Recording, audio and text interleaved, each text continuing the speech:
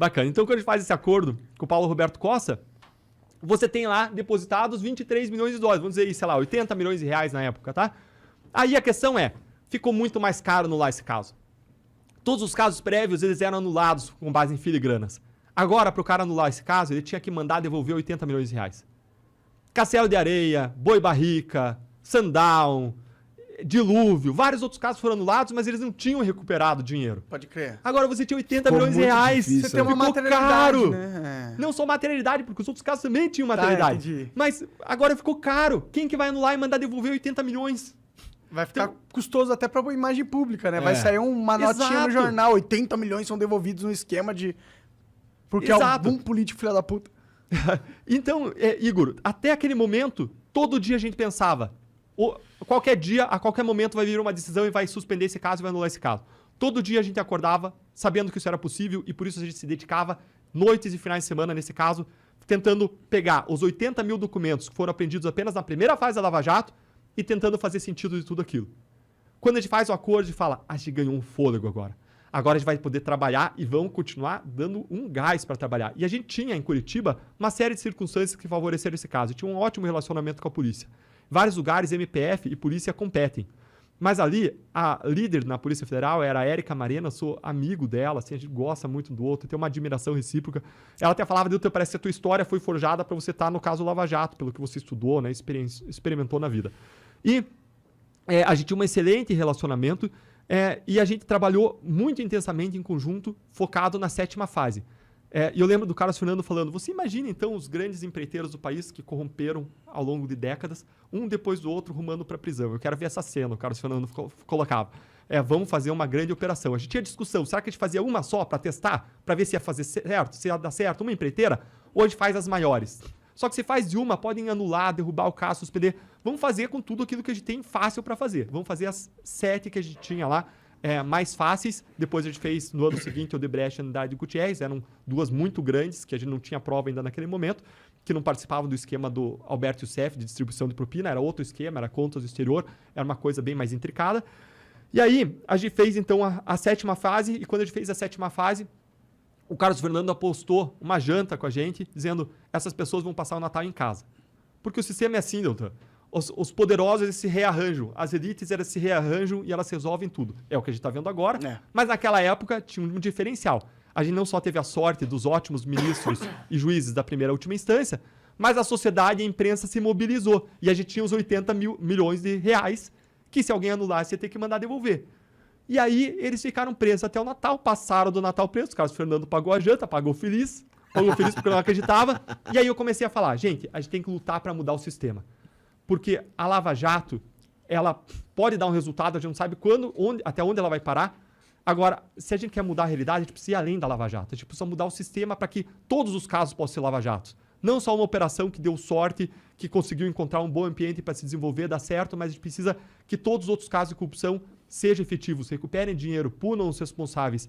E só isso que pode frear a grande corrupção. A gente precisa mudar as regras também do sistema político que incentiva a grande corrupção. A gente precisa ir além disso.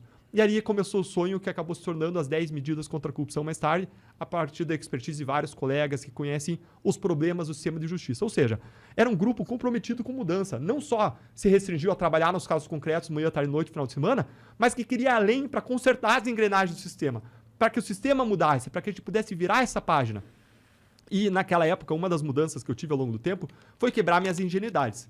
Naquela época, eu acreditava que os congressos, quando vissem as medidas contra a corrupção, ia aproveitar aquilo como uma oportunidade para voltar a ficar bem com a opinião pública, para mudar, virar a página. E eu achava, de boa fé, ingênuo, que isso poderia acontecer. Mas o que a gente viu foi que a gente lançou as 10 medidas e elas foram ignoradas pelo Congresso. Mas também, decidindo não desistir, eu comecei a fazer uma série de palestras em torno das 10 medidas pelo país.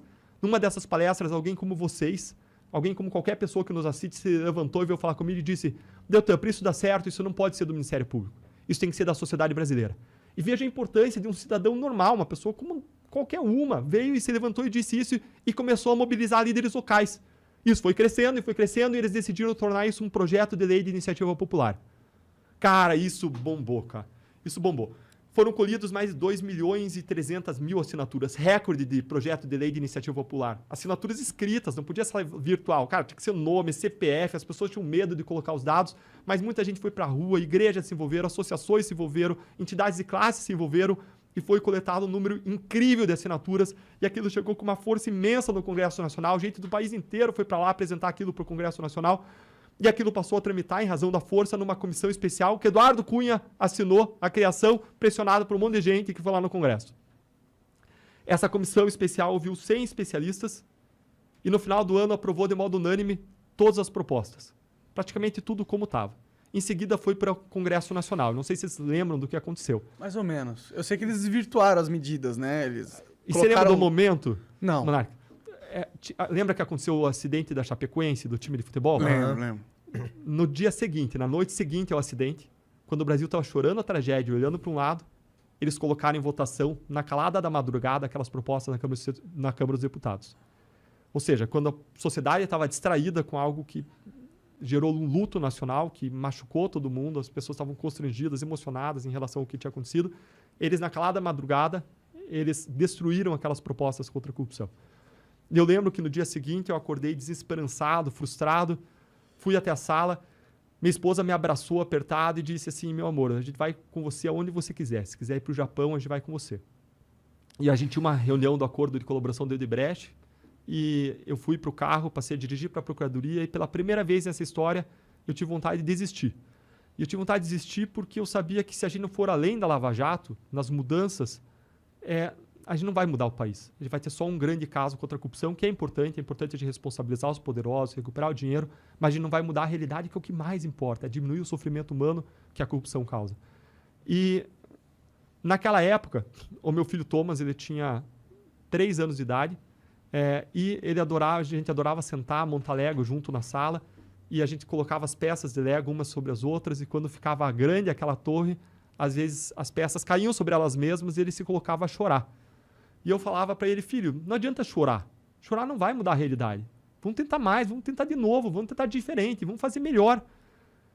E hoje ele não chora mais e eu decidi não desistir. Pode ser que a gente perca e pode ser que a gente ganhe, mas só tem uma coisa certa a fazer, que é lutar por aquilo que a gente acredita. É lutar pelo propósito maior que dá significado para a nossa vida.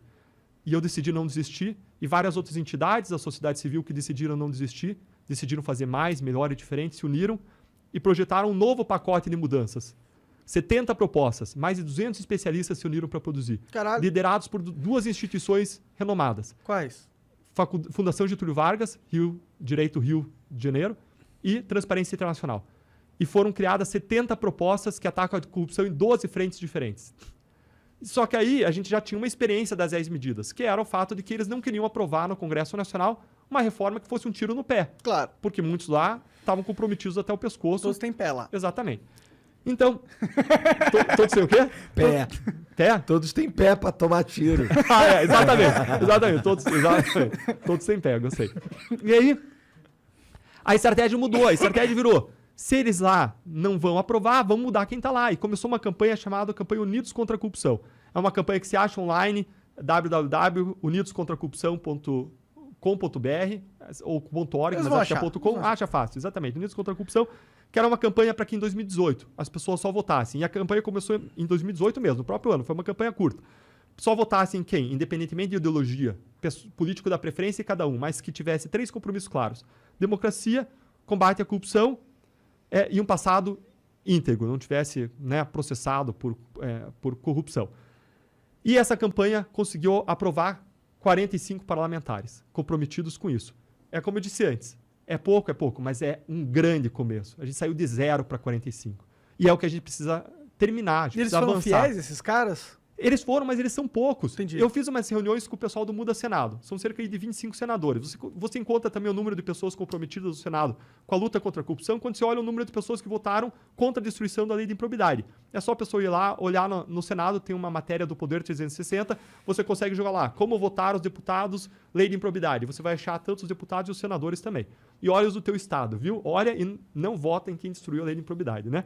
E eu não poderia falar isso antes, agora eu posso falar livremente. Agora saí do Ministério Público. Mas Isso é uma conscientização importante, né? Se a gente não quer repetir os erros, a gente não pode colocar lá quem está votando errado. E, então, quando eu sentei com o pessoal do Muda Senado, que são uns 20 e poucos senadores, e várias vezes eu via frustração nos olhos deles. E eles falando assim, Deltan, a gente não consegue aprovar as coisas, são 81, nós somos 20 e poucos. A gente precisa de mais, a gente precisa de 42, 40, né? 41 eles conseguem aprovar. Mas a gente não tem isso. Então, gente, ajuda esse pessoal, valoriza esse pessoal do Muda Senado que está votando certo, valoriza eles, elogia eles lá nas redes sociais, a gente precisa reconhecer os caras que fazem bem, que trabalham bem para controlar a corrupção. E mais, a gente precisa levar para lá, e vai ter votação para Senado, agora a renovação de 1/3 das cadeiras, ano que vem, a gente precisa colocar lá pessoas comprometidas com essa causa, que tem não só com palavras comprometidas com essa causa, mas comprometidas com suas atitudes, com a sua história, com seus votos, com a sua postura, com aquilo que elas defendem publicamente, né?